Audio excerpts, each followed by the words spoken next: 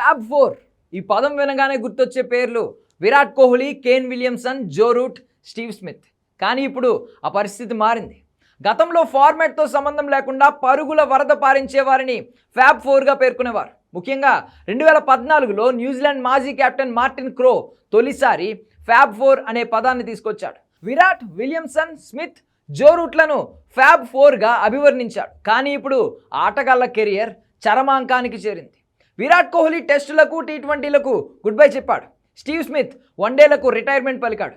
Route, విలియమ్సన్లకు కూడా పరిమిత ఓవర్ల క్రికెట్లో అవకాశాలు రావడం లేదు. దీంతో కొత్త ఫ్యాబ్ ఫోర్ ఎవరు అనే చర్చ ప్రారంభమైంది. తాజాగా ఓ ఇంటర్వ్యూలో మాట్లాడిన కేన్ విలియమ్సన్ తరువాతి ఫ్యాబ్ ఫోర్ ఎవరో చెప్పేశాడు. అయితే ఇందులో 2 భారత ప్లేయర్లకు చోటు కల్పించాడు.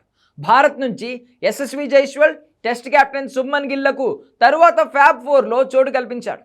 New Zealand opener Rachin Ravindra, England captain Harry బ్రూక్లను కూడా జాబితాలో చేర్చాడు. క్రికెట్లో అన్ని ఫార్మాట్లలో చూసుకుంటే యశస్వి జైస్వాల్, శుభ్మన్ గిల్, రచిన్ రవీంద్ర, హ్యారీ బ్రూక్లు ఫ్యాబ్ ఫోర్లో ఉంటారు అన్నాడు. వీరంతా ఇప్పటివరకు అన్ని ఫార్మాట్లలో రాణించారని, వీరంతా యంగ్ ప్లేయర్లే కావడంతో చాలా కెరియర్ ఉందన్నాడు.